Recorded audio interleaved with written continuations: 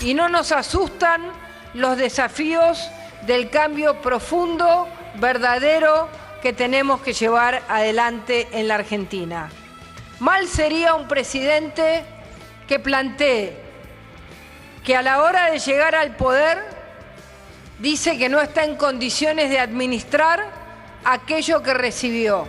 Imagínense a Churchill decir: no me animo a entrar a Normandía.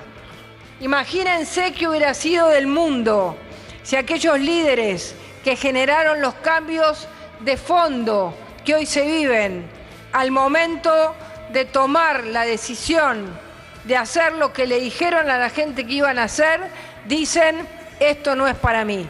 Esto que pasa en la Argentina, nosotros, tanto yo como todo nuestro equipo, está decidido a llevar adelante los cambios, reciba la situación que reciba del país.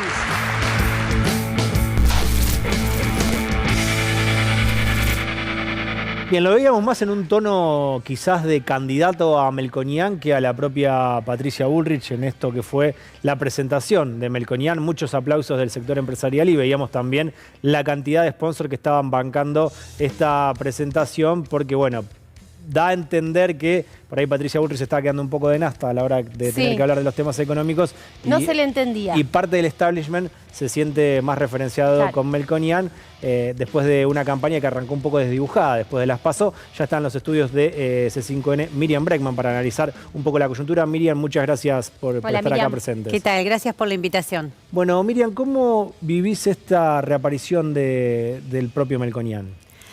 Muy noventista todo, ¿no? Es como cada vez que ves alguna de las noticias vas viendo cómo los 90 vuelven y vuelven en forma recargada. Melconian es un claro exponente de lo que ha sido el ajuste, el recorte de derechos en la Argentina. Y Patricia Bullrich, como decías vos, se la veía un poco buscando su lugar para remontar después de las PASO y, bueno, pone un economista que era el punto que le cuestionaban, pero lo llamativo no es que llega Melconian, que siempre estuvo más o menos ubicado en ese espacio, fue funcionario de gobierno de Mauricio Macri, sino, viste, la cantidad de publicidades atrás. Tremendo, como, ¿no? Parecía, claro... auspician algo esto. así. Este gobierno lo auspician, este futuro gobierno lo auspician. Como muy... Muchas empresas, te digo. Muchas empresas, exactamente, con un poder económico muy, muy jugado, evidentemente, por una Patricia Bullrich que no solo propone ajuste, porque ajuste está proponiendo todos los candidatos, menos el Frente Izquierda, todos te dicen hay que pagarle al fondo, vamos a ajustar. Después se discute cómo, cuánto, cómo se hace, pero ajuste proponen todos. Patricia Bullrich, su perfil claramente es: yo voy a imponer orden, o sea, es ajuste más orden. Entonces me parece que estos empresarios están dando un mensaje de ubicación. Ahora, por estas horas le sacó un poco, la sacó un poco de foco, empezaron todos a escucharlo a él, ¿no? Que tenía para decir. ¿Vos sentís que era uno de sus puntos más flojos en lo que venía haciendo la campaña? Que de todas maneras de propuestas no había demasiadas cosas, pero sí cuando se le preguntaba quedaba ahí un poco congelada. Sí, más que congelada, lo que le cuestionaban es que ni se entendía qué quería decir, ¿no? Íbamos como un poco más atrás. Yo a veces prefiero no entender, ¿no? Porque si expresa sus ideas, ya las hizo además, ella ya fue funcionaria. Hasta que podría ser una estrategia que no se entienda. Claro, hasta podría ser para ella más beneficioso que no se entienda y no que se sepa realmente que siempre ha estado del lado, tanto en el gobierno de la Alianza como en el gobierno de Mauricio Macri, no solo del lado de la represión, sino del ajuste de los sectores como jubilados, estatales. Es decir, ella se ubica claramente ahí, porque a veces se dice, y esto lo repite mucho Milei también, ¿no? Vamos a ajustar, acá se terminó la joda, pero ellos no te están hablando que van a ajustar a ese poder económico.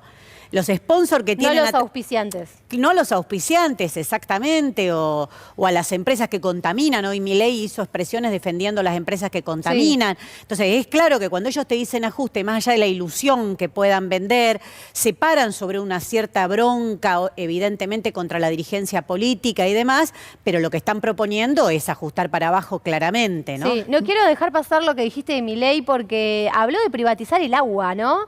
En un momento en el que se que discute el cambio climático. Él tiene una postura también respecto a eso, que es negarlo de alguna manera. Puntualmente habló de esto, de privatizar un recurso como el agua. Sí, habló de eso y el agua es un gran debate en el mundo. Pensá que en nuestro país hemos estado estos años cruzados por enormes luchas por el agua. Parte de la lucha de Jujuy contra la reforma que votaron Gerardo Morales y el PJ, la reforma constitucional, tiene que ver también con la defensa del agua, la defensa de los humedales ubicados en los salares altoandinos. Cuando se habla del saqueo del litio, también se está hablando de lo que produce en el agua. Estuvo la lucha en Mendoza por la defensa de la ley 7722, donde también radicales y peronistas se pusieron de acuerdo, quisieron derogar esa ley, salió todo el pueblo a la calle en el año 2019 con enormes asambleas y tuvieron que volver atrás. A mí me da orgullo porque tanto en el caso de Mendoza en el 19 como de Jujuy ahora nos encontró en el lugar que estoy convencida que hay que estar, le guste a quien le guste, y es diciendo ni sometidos ni cómplices, ¿no? Defensa total y restricta del agua, de los territorios, de las comunidades originarias y contra el extractivismo y el saqueo. Miriam, me quiero meter con una convocatoria que hizo Victoria Villarroel, pero antes veamos el momento que vos citabas de Javier Milei del jueves en esta exposición que dio en relación a la libertad que según él le da a las empresas para contaminar. Tenemos algún problema de externalidades porque tenemos mal definido el derecho de propiedad. O están mal diseñados los ejemplos. Por ejemplo, libro de microeconomía. Entonces, caso de externalidades, una empresa que contamina el río. ¿A dónde está el daño? ¿Dónde está el daño? Lo que no está bien definido ahí es el derecho de propiedad. Esa empresa puede contaminar el río todo lo que quiere. ¿Saben por qué? Porque hay algo que no... Y como hacen equilibrio parcial, no ven el problema de equilibrio general, es que sobra el agua. Esa es una sociedad donde le sobra el agua y el precio del agua, ¿cuánto es? 0. Consecuentemente, ¿quién va a reclamar el derecho de propiedad de ese río? Nadie, porque no puede ganar plata. ¿Qué creen que va a pasar si el agua empieza a escasear? Eso deja de valer 0 y entonces ahora yo tengo un negocio. Ahí alguien se va a ocupar de apropiarse de ese río y ahí va a haber derecho de propiedad y van a ver cómo, digamos, se termina la contaminación. Y terminarán negociando, digo, la calidad del agua y demás con la otra empresa y le buscarán la forma, pero lo van a resolver. Pero lo que quiero decir es que hasta los ejemplos están mal construidos y es peor, porque las soluciones que se proponen lo único que hacen es generar más daño. No lo puedo creer porque además habla, o sea, no me asombra él, me asombra lo que los están escuchando. Yo estaba ahí, te digo que fue raro. Vos también, bueno. Fue raro. No, fue raro, en un momento hizo chiste, nadie lo entendía, claro. Lo aplaudió uno solo. Pero es que en Uruguay ya pasó lo que él dice, ya se quedaron sin agua. Sí. Entonces dice, imagínense que en un momento, no, el extractivismo, el saqueo, la destrucción de los humedales, todo lo que estamos denunciando y que venimos reclamando por eso ley de humedales ya está pasando. Él no puede hablar como que es algo entonces, o sea, sus teorías parecen, no sé, algo tan descolgado de la realidad, porque ya está pasando, ya tenemos un problema, ya tenés un país al lado que tuvo serios problemas o tiene serios problemas porque se quedó sin agua potable. Entonces, me parece que son discusiones, ustedes recordarán cuando vinieron las pasteras a la Argentina, que había toda una discusión, si esto era posible, si iba a contaminar o no. El conflicto de Gualeguaychú. Sí. Claro, vamos a Uruguay y veamos en qué situación está Uruguay con todo lo que ha sido la política de desmontes, con lo que ha sido toda la política que ha llevado adelante. Veamos esta convocatoria, Miriam, que te comentaba, que hizo Victoria Villarroel, que es la candidata a vicepresidenta del espacio de Javier Milei, que dice lo siguiente: el 21 de agosto se conmemora en todo el mundo el Día Internacional del Recuerdo y Homenaje a las Víctimas del Terrorismo y Estado.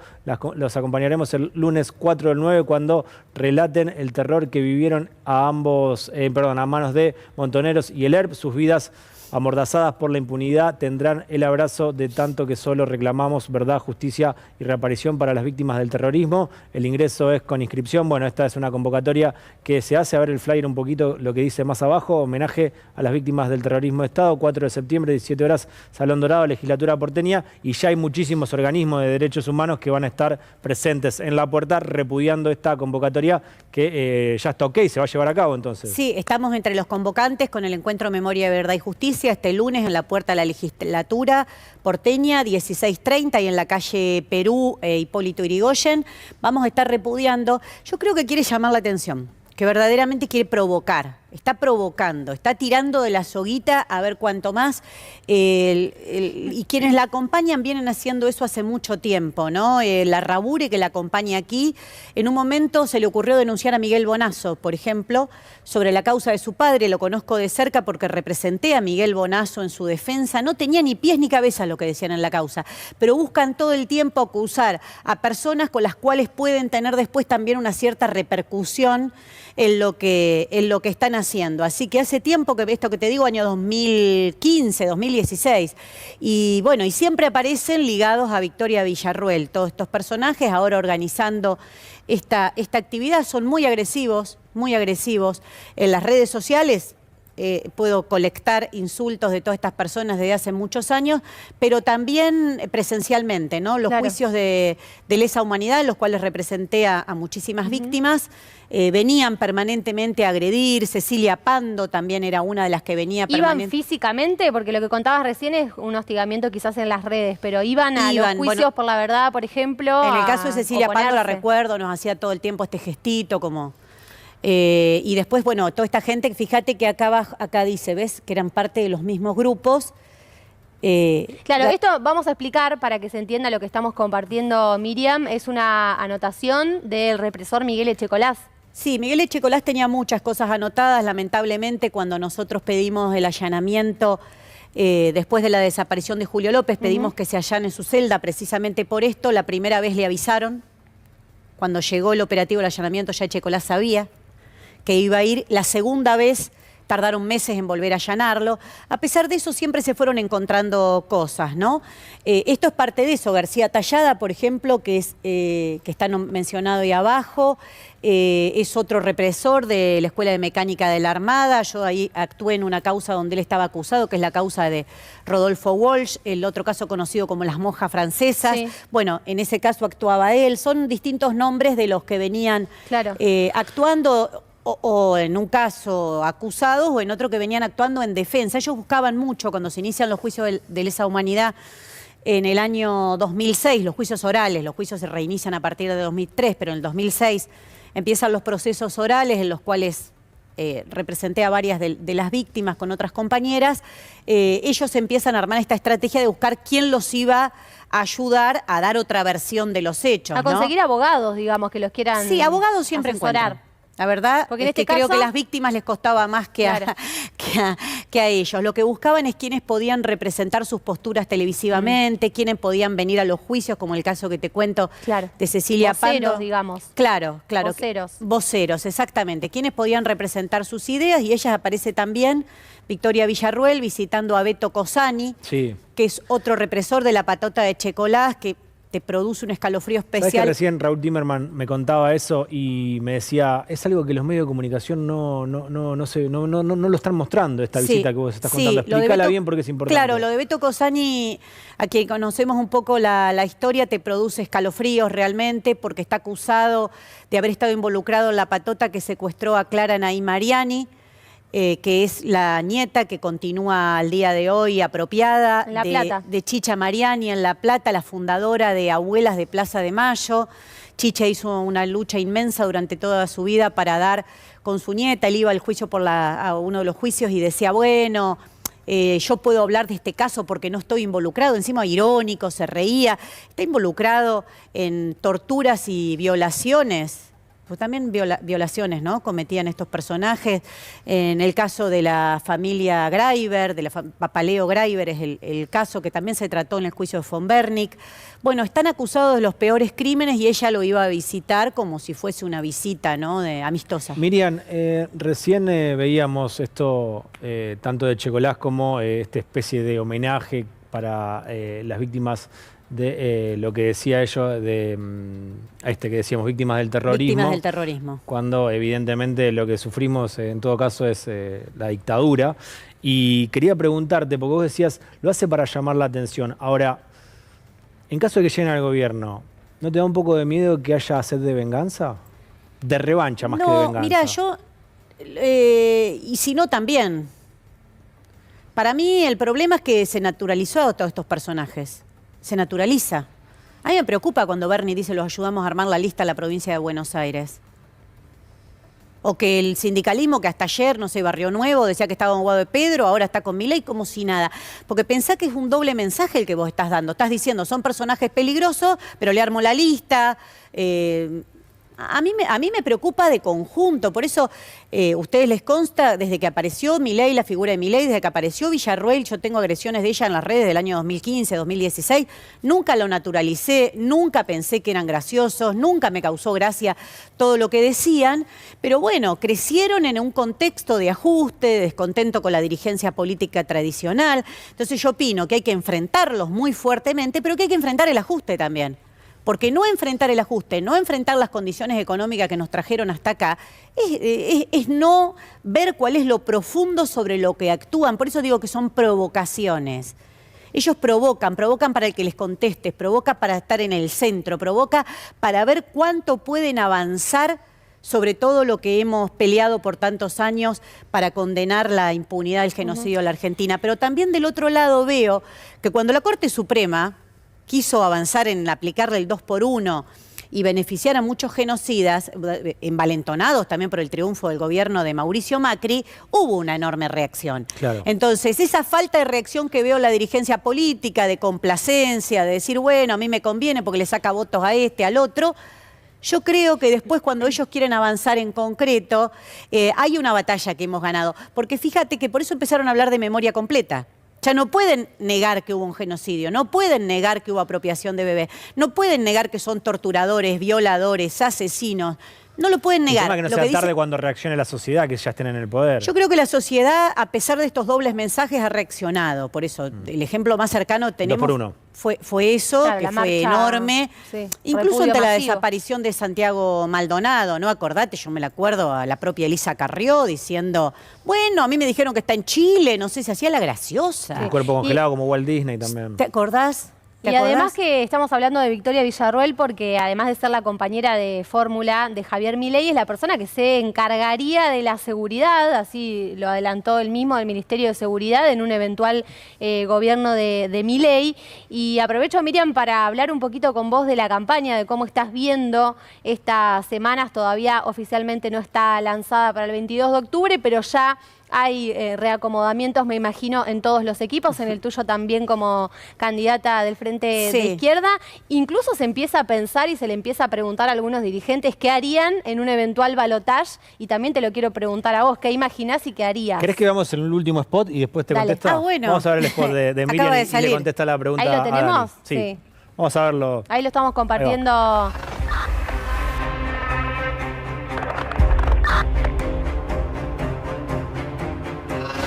Escuchar los programas económicos, se pelean por quién ajusta más. Massa dice, yo sobrecumplí las metas del Fondo Monetario. Milei, que le contrapone, yo voy a sobrecumplir con el Fondo Monetario. Dice, yo a eso le agrego orden. Decime, ¿cuál de todo eso te saca de la pobreza? Ninguna complicidad ni sometimiento con el poder económico y sus políticos, ir a una salida a favor de los laburantes, porque también te quieren meter esa idea, que no queda otra, ¿no?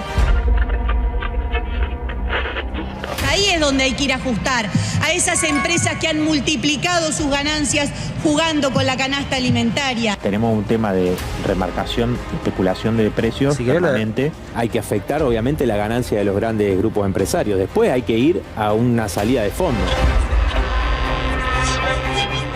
Marcha atrás a los tarifazos. ¿Cuántos regalos más le quieren hacer Edenor, Edesur y toda esa manga de chorros? Tenemos que agruparnos y dar un fuerte mensaje. A Bueno, toda esa gente ahí que estamos votó. compartiendo. Ahí sí me escuchan. Bueno, Ahora estamos sí. compartiendo el último spot de Miriam Bregman. La tenemos acá, así que vamos a conversar directamente de este tramo de la campaña. Ese spot nuevo es para el 22 de octubre ya. Sí, porque hoy comienza oficialmente Claro. la segunda parte de la campaña. De 27 listas que había, ustedes saben que hubo mucha dispersión en esta primera parte de la campaña para las PASO. De 27 listas quedamos 5, nos eligieron las y los votantes a 5 fórmulas para que estemos en octubre, y creo que desde la izquierda tenemos una enorme responsabilidad de representar no solo al votante, a la votante de izquierda, sino todo aquel que siente que tiene ideas progresistas, que no está de acuerdo con que siga creciendo la desigualdad, con que no está de acuerdo con que el FMI siga imponiendo el plan económico en nuestro país, con que las empresas sigan jugando todos los días con el valor de los alimentos, con que haya 4 de cada 10 personas pobres en nuestro país. Por eso el eje de nuestra campaña va a ser ni sometidos ni cómplices, ¿no? Que es importantísimo el mensaje político que damos en octubre, y que si vos tenés estos valores, si vos creés que esto no puede seguir así, que tenés que votar según tus propias convicciones, que tenés que ir a dar un mensaje político contundente para que, así como la derecha es muy contundente elegir sus candidatos, nosotros y nosotras nos tenemos que expresar, todos los que tenemos estas ideas, los que no queremos más extractivismo, los que queremos enfrentar de verdad a personajes como Villarruel, que representan las peores ideas de la dictadura militar, pero también ver en el fondo, porque a mí me gusta citar a Rodolfo Walsh, porque en la carta abierta él dio tan rápidamente una visión de lo que estaba pasando en la Argentina. Él ya le habían allanado su casa en el Tigre, como dice en la propia carta abierta, ya le habían asesinado a su hija Vicky, y él dice, pero los verdaderos motivos hay que buscarlos, las razones económicas del golpe. Señala el Fondo Monetario, señala a las multinacionales, y dice que la dictadura vino para establecer la miseria planificada. Entonces, cuando vemos que en nuestro país más del 60% de los pibes y pibas son pobres, creo que tenemos que pensar muy seriamente, ¿no? Cómo atacamos esas consecuencias de miseria planificada que llegan hasta el día de hoy, y que nuevamente, como él dijo en el año 77, está el Fondo Monetario, las multinacionales, marcando el rumbo económico de nuestro país, y los otros candidatos lo aceptan, discuten diferencias, cosas, pero aceptan lo central de eso. Bueno, nuestra lista tiene que representar a todos aquellos y aquellas que dicen ni sometidos ni cómplices. Miriam, vos lo decías que estaba envalentonado, ya llamó a Pallarol, Javier Milei. Si querés, escuchemos la palabra de sí, Pallarol. está apurado. Presta atención. Porque yo hice en el 82, lo aprobaron y le hice el primero al doctor Alfonsín. Después le hice 2 a Menem, le hice a todos los que vieron hasta ahora. ¿Nunca te negaste a hacer uno? No, yo respeto la voluntad del pueblo. Okay. Yo, si se lo hace a Milei me llamó para preguntarme si yo le haría un bastón. ¿Con una melena? Sí. Me parece un papelón, no te puedo decir nada más. No, obvio. Me parece un La papel. última pregunta, para salir un poco del bajón. ¿Vas a ir a ver a Divididos? Fui anoche. Fuiste anoche, ¿cómo estuvo? El cumpleaños de Catriel. El cumpleaños de Catriel, ahí Ricardo le llevó la torta, se cantó, y bueno, hubo una mención también especial para la lucha del pueblo de Jujuy, así que como siempre Divididos con mucho compromiso social.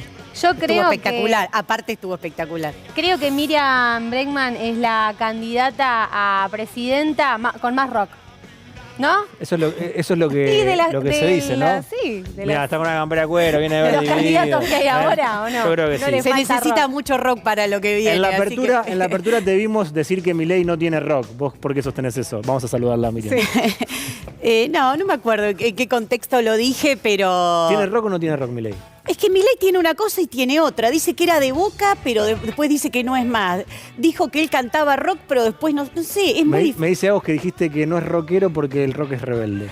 El rock queremos que sea rebelde, queremos que sea rebeldía, que enfrente todas las injusticias de este sistema, y la verdad que Milei viene a consolidar esa desigualdad propia del capitalismo, ¿no? Así que profundamente pienso que no tiene rock. Gracias, Miriam. Por Gracias, la visita, Miriam, por ¿eh? venir. Un placer estar con vos. Un gusto Gracias. tenerte. Muchas gracias por la invitación. Corte muy chiquito Sí. y ya seguimos con más Fuera de Agenda, ¿eh? Ya venimos.